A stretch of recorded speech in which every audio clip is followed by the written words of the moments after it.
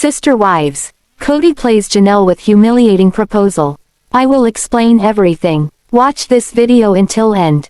Hey lovely viewers. Welcome to my shocking news channel. Sister Wives patriarch Kody Brown wants Janelle Brown to consider his new proposal, but fans see it as nothing more than a self-serving ploy, possibly to keep the TLC series going. The aftermath of his plural marriage demise seems to rattle Kody. When absolutely nothing useful rises from the ashes, he goes digging. So, he goes to Janelle with an appeal that suggests to viewers he hasn't a clue about how this looks. Sister Wives. Kody Brown's rodeo flops. Sister Wives star Kody Brown seems desperate to fans in season 19. First, they witnessed his anger and listened to his harsh words aimed at his 3 original wives. But, as the episodes play out, Kody seems to soften his approach when describing the women who jumped ship. Fans of the Sister Wives show watched as Kody and Robyn Brown discussed the possibility of keeping Janelle Brown in a plural marriage. After Christine Brown boxed up Kody's belongings and put them in the garage, Robyn sent him over to her house to fix it. But that was to no avail. Then his 4th wife pushed Meri Brown back to Kody, despite him making it very clear that he was done with her. Next, Janelle Brown gets her turn as the Sister Wives patriarch tries to sell her his thoughts at a lunch date on last week's show. He shows up, with visions of reconciliation dancing in his head. But this ended the rodeo of trying to rope wives back in. It appeared that Janelle, much like the viewers, caught the meaning behind Kody's spiel. Kody missed the boat with Janelle Brown. Out of the 3 Sister Wives ladies who left this polygamous marriage, Janelle Brown seemed more on the fence than the others about her separation. Meri Brown never wanted to leave. But when her back was to the wall, she left in a whirlwind. She embarrassed Kody Brown when she sought a release from him via their church. But when the church leaders called Kody and told him Meri was granted this separation, what came next mortified him. Meri's release carried a charge of abandonment against this once sharded hubby. He said they could leave him, but he would never leave them. So, to him, this abandonment tag means he left her in the eyes of his church, and that devastated him. Janelle, on the other hand, still grappled with how she would handle the separation from her once shared husband. She said she won't live in a plural marriage when he holds one wife over her head as the sacred cow, meaning Robyn. So, Kody tiptoed around Janelle, who only wanted to discuss getting her fair share of the family's assets. Instead, the Sister Wives' father of 18 wanted to talk about possibly fixing their marriage. And he failed. Sister Wives. Papa Brown's words reveal why he needs Janelle. Sister Wives celebrity Janelle doesn't think her ex-husband hears her very well. She asked him to pay off Coyote Pass, so they don't lose it. Then Janelle told him that she not only needed the finances she contributed to that land but also the funds that she lent them to purchase the house for Robyn. Fans suggest Kody thought he could stave off this financial settlement if he could reel Janelle back into the marriage. But fans read between the lines and suggested he also had another reason to stay married to Janelle Brown. They think he wants her back so she can help him mend his relationships with their kids. Kody described how his kids ignore him.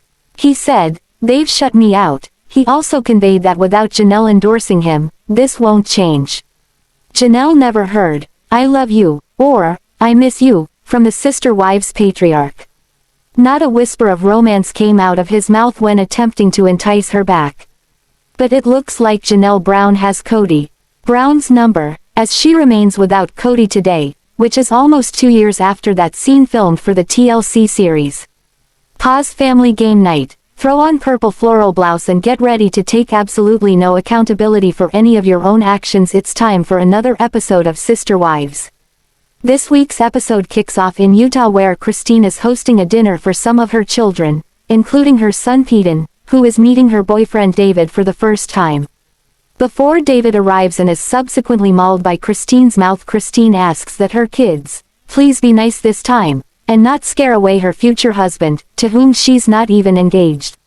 When David arrives at the door, Christine reminds her kids to behave one last time before welcoming him into her home, makeshift interrogation room. Within moments of David entering the lion's den room, he is greeted by Peyton with a "Hello, Richard," despite that not being his name. When your dad is universally considered a dick, so you start assuming every dad is named Richard. Much like 75% of Kody's marriages, Peyton's joke flops, but the awkward silence is fortunately saved by Christine's daughters, who asked David what he thought of the wedding venues he and Christine looked at recently. David, who, remember, has yet to pop the question to Christine, says he's a fan of one of the options, largely due to the quantity of people the place can accommodate. David then shocks the kids by revealing that he and Christine already have a wedding date tentatively set for October 22nd.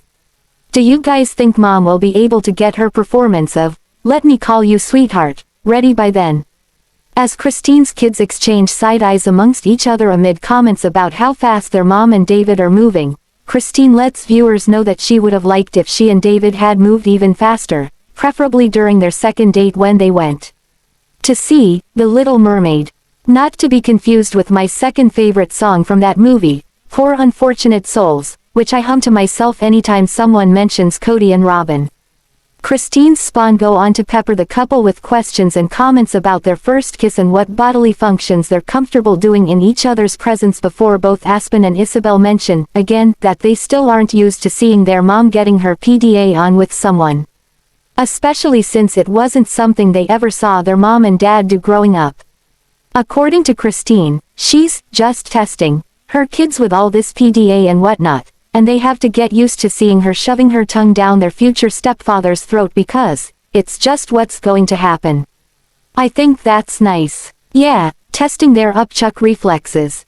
And speaking of things that make y'all wanna vomit, we next jump down to Flagstaff where we find Kody reminiscing on his and Christine's relationship and the fun times the two of them shared during their marriage. Are those fun times in the room with us?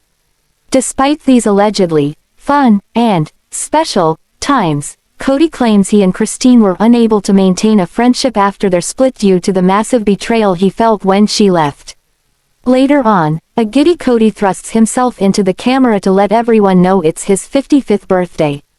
In honor of what he most certainly believes should be a national holiday, Kody takes a trip down memory lane, reflecting on his interesting life, and how much things have changed since he turned the big 5-0.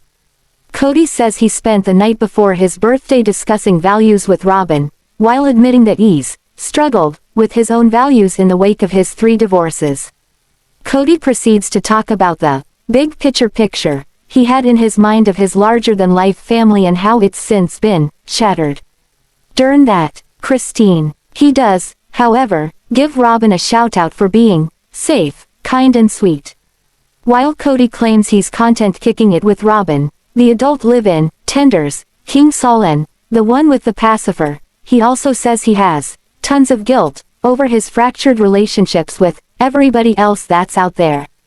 And, yes, by everybody else, he means the baker's dozen children he fathered before solely committing himself to Robyn and her sad eyebrows.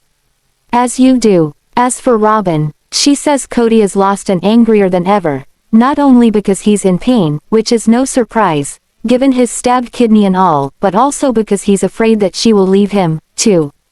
Kody goes on to talk about his purpose in life, claiming that for years it was all about family and children, who he imagined would always remain close to him, as in literally across the street. Kody says this idea wasn't a plural family thing, but rather an enjoying my family thing, something he apparently no longer does. Kody then talks about the possibility of reconciling with his children and even reveals that he's set a goal to make that happen before his next birthday. The day after Kody's one-man birthday pity party, Christine and David manage to detach their mouths long enough to go ring shopping, despite David still having yet to propose. Christine explains that she and David are just looking at rings. However, this doesn't stop her from responding to the jeweler's congratulations with an overly excited thank you. Christine reminds us that she's never been shopping for engagement wedding rings before, as her engagement ring from Kody was a Claddagh ring, the Irish wedding rings she and her fellow sister wives used to rock and consistently mispronounce back in the day. This time around, Christine has her heart set on nabbing a mixed metal ring with a marquise diamond. For some reason, we're then forced to hear Janelle and Meri describe their ideal engagement wedding rings, even though no one cares and/or asked. To be fair, they do have to insert Meri's mug in here somewhere. I keep forgetting she's on this show. We also get some input from Kody, who insists that he doesn't even know if Christine is dating anyone. He notes, however, that Christine probably is looking for love, as finding a soulmate was her goal in leaving. After a trip down memory lane featuring the same old photo of Christine wearing her horrific odd wedding frock, David and Christine design their matching, edgy, rings and leave the jewelry store to continue planning their wedding, even though once again they are not even engaged yet. Back in Flagstaff, Janelle and Kody meet up for lunch to talk about Coyote Pass, which has yet to be paid off. Shortly after Kody sits down and starts sipping his water, Janelle tells him that, no matter how much he wants to avoid it, they need to discuss the property, as the deadline to pay it off is coming up. Janelle reminds viewers that the bank can technically take the property back in a few months if they're unable to pay off the remaining balance due to Kody and company signing a really bad contract, a fact that should surprise absolutely no one who has ever seen this show. Kody, who remains as bitter as his lemon water, says he knows the property needs to be paid off, but admits he doesn't want to do Janelle any favors along the way. Despite this, Kody also seems hopeful that Janelle hasn't ruled out the idea of building on the property, though Janelle quickly informs him that he has a better chance of being voted Dad of the Year than he does of ever shacking up with her again. After Janelle tells Kody they are never, ever getting back together, which, for some reason, really seems to surprise the curled one, Kody responds by bragging about his newfound friendship with Meri. He then tells viewers that he would only reconcile with Janelle if it would bring him closer to their children. However, when Janelle mentions the kids to Kody at lunch, Kody argues that they've shut him out because they're still pissed about everything that happened during COVID. Janelle fires back, telling Kody that she always felt like his life was centered around Robyn and the Chosen Five, which Kody and Robyn, via confessional, deny.